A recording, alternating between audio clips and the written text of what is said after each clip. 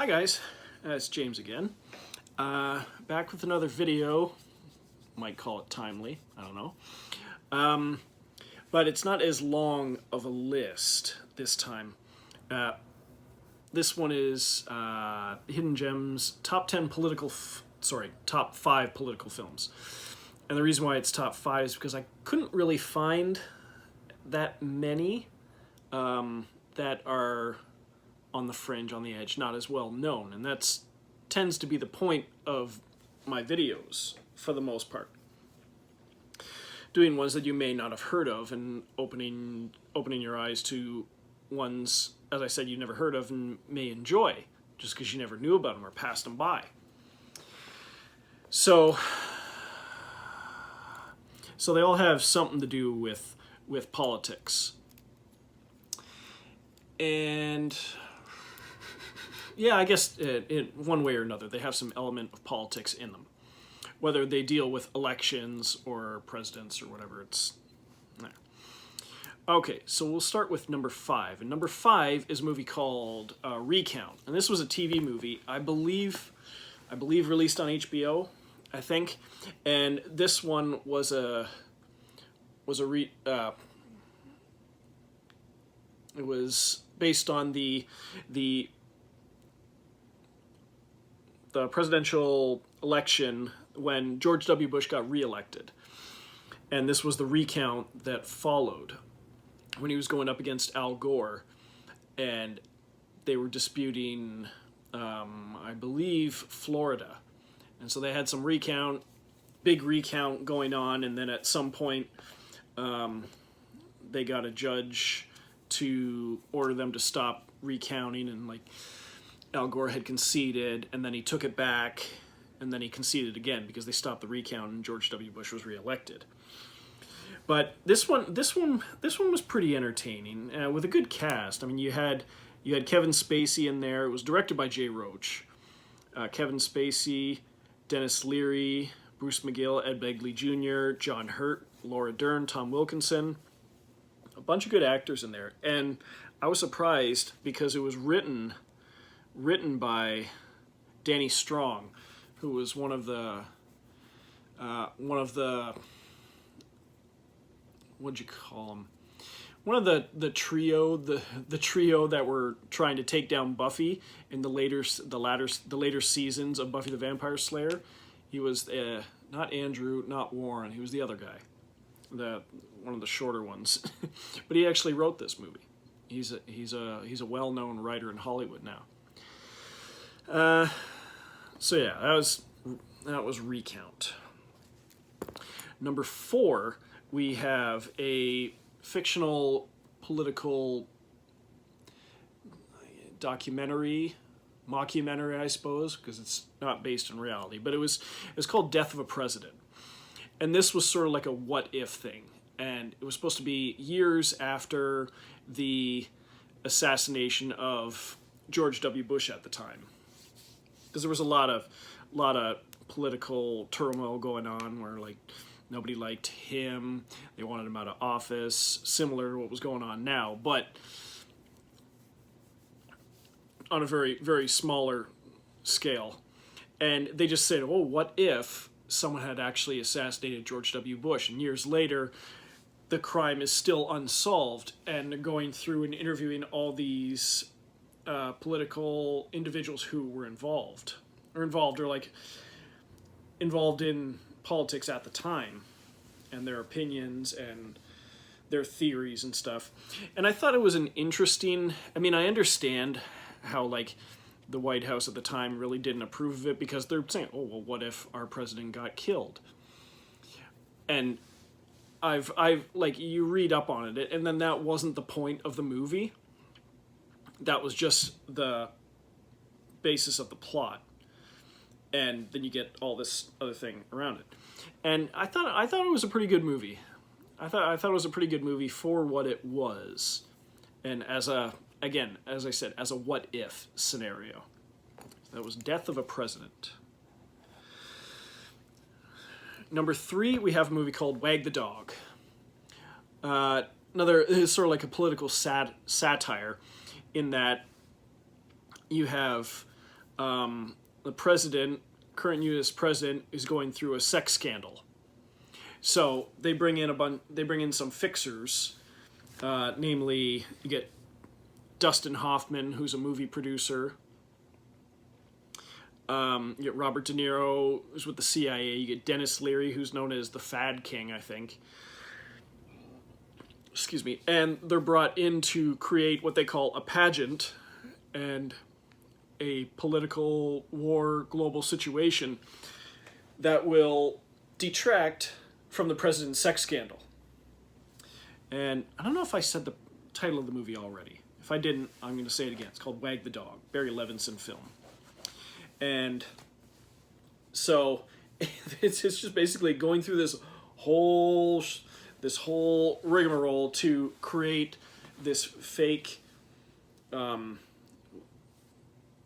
unite the world under this one tragedy situation, all to detract from the president's sex scandal. And it's very entertaining how it's done. Bringing in like the big movie producer to produce what De Niro is calling a pageant, and they're using green screen, and they're basically making a movie. And I thought it was well done. It was a good satire. Let's see, that was Wag the Dog. And there's a little quote at the beginning of the movie that explains the phrase "wag the dog," and it's sort of like the dog wags its tail, la da da da da da. What happens when the tail wags the dog? So, number two, we have a film called Absolute Power. This was a Clint Eastwood movie directed by Clint Eastwood and starring Clint Eastwood. And it was back in the late 90s, so I don't know how well known it is now. I mean, his early films that he directed are well known as spaghetti westerns and Unforgiven, but there was a lot of movies he did in a row that I don't think got much recognition, and this was one of them, I think. Absolute Power. And this is sort of a political action thriller where you get the current president, Gene Hackman, played by Gene Hackman, and he's got his Secret Service detail, and he's got I think an escort in there with him in bed, and at some point she gets a little rough with him.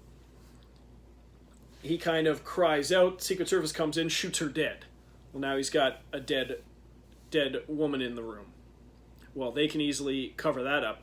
The problem is, Clint Eastwood plays a legendary cat burglar who's never been caught, went to prison once, and then never got out of prison, never again, 20, 30 years, he's never been caught. Well, he was breaking into that location that was being used by the president and the Secret Service, and he was hiding behind a two-way mirror. So he witnessed the murder of the young lady. Now he gets out of there, but then they find evidence that someone was there. And so while the Secret Service is going after him, he's trying to get evidence to A, save his own life, and B, implicate the president and or the Secret Service in this crime. At the same time, he's also trying to reconnect with his estranged daughter, played by Laura Linney. And you've got I think this cop that's trying to arrest Clint Eastwood, who's the legendary thief, and the cop played by Ed Harris. And I think it's a great movie. Scott Glenn's in there, Judy Davis, Dennis Haysbert as one of the Secret Service guys. Yeah, I think it was a great movie. Absolute Power.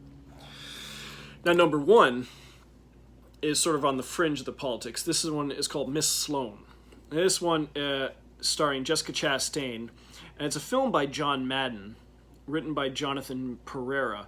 But you'd swear this was another Aaron Sorkin film, just because the movie it adopts the same style as Aaron Sorkin used just in a recent movie, his directorial debut, Molly's Game, and then Jessica Chastain goes and does this one, and it seemed like it just carries right over the way, her manner of speech. So Jonathan Pereira did a bang-on job.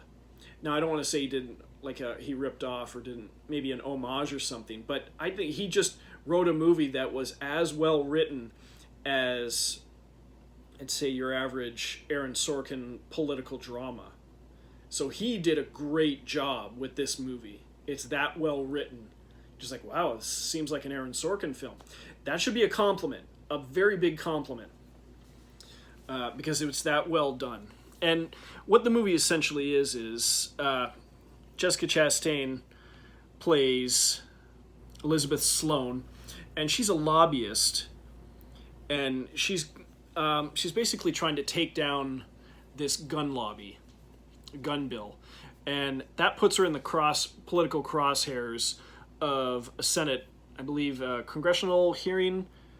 Yeah, I thought it was a Senate Oversight Committee, but a congressional hearing led by a senator who's trying to take her down because she's trying to take this gun bill down, and that threatens a lot of people's money and right to bear arms and all that stuff. That the Bill of Rights stuff down in the U.S. that I'm not that familiar with, but that's essentially the basis for the movie.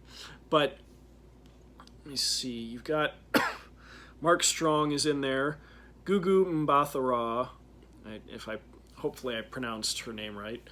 Alison Pill is in there, Michael Stuhlbarg, Sam Waterston, John Lithgow. It has a pretty impressive cast. And like I said, if you're a fan of Aaron Sorkin's writing, this is in that vein.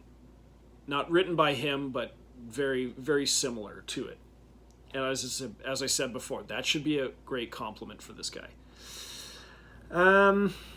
If I had any honorable mentions, I would throw them in with a couple of Armando Iannucci films he's done.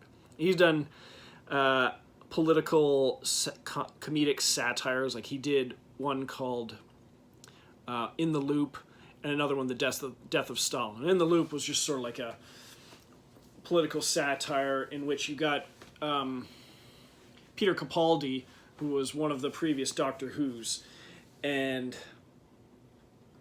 he is sort of like a political fixer, and you've got the Americans and the Brits and some Scottish people involved, and it's a lot of, I mean, it's a lot of foul language in this one, but it's really, really, really funny situations that all these political figures get in. And there's no real deep story to it. It's just a bunch of random situations. And Death of Stalin is sort of like I think it's like a fictional retelling of the events that followed after Joseph Stalin died, and the void he left and them trying to get someone in that position of power. And you just got a bunch of people in there. You've got like Steve Buscemi's in there, Jason Isaacs, and you got like American, like Steve Buscemi just using his regular accent, Jason Isaacs playing, they're both playing Russians, but he's playing with his British accent. So you've got all these different actors using their natural accents to play all these Russian figures. But they rationalized it in the sense that there's so many different dialects of the Russian language around there that it's almost like just bringing in this hodgepodge of international figures that all speak with a different accent, that it's almost the same thing because there's that many different dialects there. So I guess it works. And those are pretty funny. I just didn't include them on this list because they'd be more in the comedy range. But as an honorable mention, those two are there. And if you check them out and you love them, hey, great. Glad I could help. Okay, so I think that's it for this one. I hope you liked it. I kind of threw it together at the last second just because, again, it being a little timely for the situations going on right now. So, anyway, till next time, toodles.